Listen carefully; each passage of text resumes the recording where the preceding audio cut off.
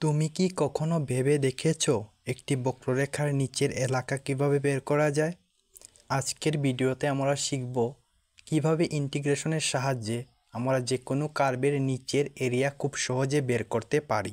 তাহলে চলো কিছু এক্সাম্পলের দ্বারা আরও ভালোভাবে বোঝা যাক।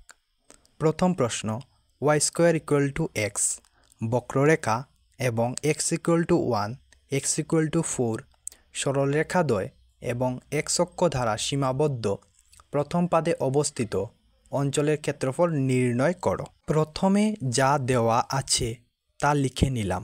সাধারণত আমরা প্যারাবোলার সমীকরণ দেখি y² = 4ax। 4a তো কনস্ট্যান্ট, তাই আমরা এটাকে প্যারাবোলার সমীকরণ বলবো। সবসময় যে এমনটি দেওয়া থাকবে তা নাও হতে পারে। প্যারাবোলাটার মুখ কোন দিকে হবে তা কিভাবে বুঝব?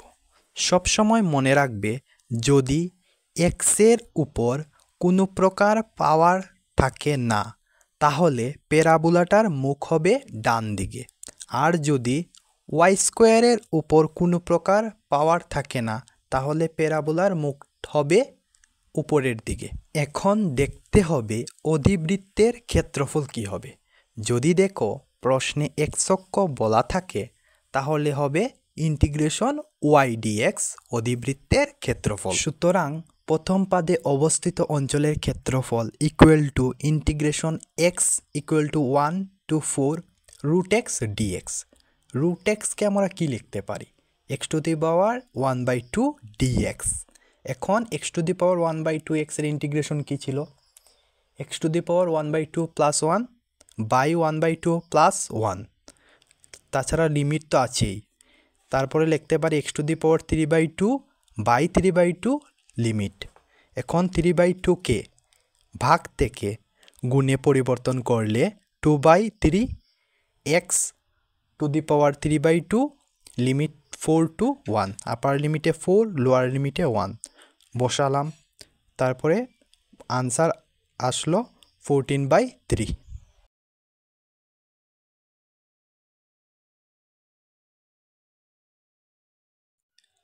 দ্বিতীয় প্রশ্ন, y² = 9x, x=2, x=4 এবং x অক্ষ দ্বারা সীমাবদ্ধ প্রথম পাদে অবস্থিত অঞ্চলের ক্ষেত্রফল নির্ণয় করো। এখন যা যা দেওয়া আছে তা লিখে নিলাম। যেহেতু এখানে x অক্ষ বলা আছে, অর্থাৎ অধিবৃত্তের ক্ষেত্রফল হবে ইন্টিগ্রেশন y dx।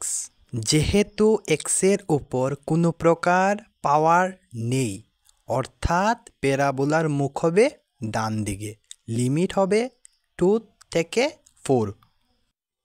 সুতরাং সীমাবদ্ধ প্রথম পাদে অবস্থিত অঞ্চলের ক্ষেত্রফল ইন্টিগ্রেশন 3 √x dx। 3কে ইন্টিগ্রেশনের বাইরে বের করে দিলাম, তারপর ইন্টিগ্রেশন x⁴ 1/2 dx এর ইন্টিগ্রেশন করলাম। তারপরে ইন্টিগ্রেশনের পর মান আসলো, তারপরে লিমিটের মান বসিয়ে দিলাম, তারপরে আনসার আসলো 16 - 4√2।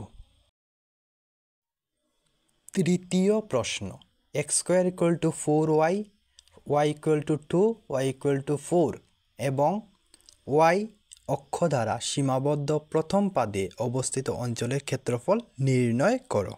এখন যা যা দেওয়া আছে তা লিখে নিলাম এবং অধিবৃত্তের ক্ষেত্রফল হবে, যেহেতু এখানে y অক্ষ বলা হয়েছে তাই ইন্টিগ্রেশন x dy এবং অধিবৃত্তের মুখ হবে উপরের দিকে, কারণ y এর উপর কোনো প্রকার এখন পাওয়ার নেই।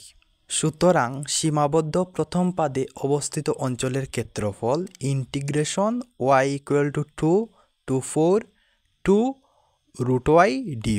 তাহলে √y এর ইন্টিগ্রেশন করব। √y-কে লেখা যায় y⁴ 1/2 dy। তাহলে y⁴ 1/2 এর ইন্টিগ্রেশন করলাম, তারপরে লিমিটের মান বসালাম, সর্বশেষে আনসার আসলো 32 - 8√2/3।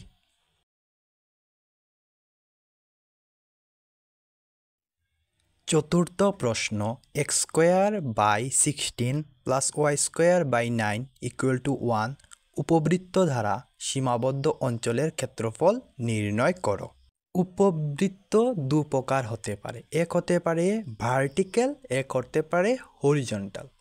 যদি দেখো এ মান বি অপেক্ষা বেশি হয় তাহলে উপবৃত্তটি হবে হরিজন্টাল। যেমন এই প্রশ্নে আমরা এ স্কোয়ার ও বি স্কোয়ারের মান থেকে এ ও বি বের করলাম। এরপর দেওয়া উপবৃত্তের থেকে ওয়াই এর মান বের করলাম। সুতরাং সীমাবদ্ধ অঞ্চলের ক্ষেত্রফল integration 0 to 4 3 root 4 square minus X square DX. তারপরে 4 square minus A square DX এর সূত্রে ভাঙলাম। তারপর সেই সূত্রে লিমিটের মান বসালাম, দেখলাম আসলো sin 1 equal to pi by 2। তারপরে ক্যান্সেল আউট হওয়ার পর আনসার আসলো 12 pi. X square by 4 plus Y square by 9 equal to 1 উপবৃত্ত দ্বারা সীমাবদ্ধ অঞ্চলের ক্ষেত্রফল নির্ণয় করো। যেহেতু এই সমীকরণে এর মান বি এর তুলনায় ছোট তাহলে উপবৃত্তটি হবে ভার্টিক্যাল। তারপর ওই সমীকরণ থেকে ওয়াই এর মান বের করলাম। সুতরাং সীমাবদ্ধ অঞ্চলের ক্ষেত্রফল বার করলাম, তারপর আনসার আসলো 6 পাই। আজ আমরা শিখলাম কিভাবে ইন্টিগ্রেশনের সাহায্যে বক্ররেখার নিচের এলাকা নির্ণয় করা যায়। যদি ভিডিওটি ভালো লেগে থাকে তাহলে লাইক দাও, সাবস্ক্রাইব করো আর বন্ধুদের সঙ্গে শেয়ার করো। পরবর্তী ভিডিওতে আমরা শিখব দুটি বক্ররেখার মাঝে এলাকা বের করার ট্রিক।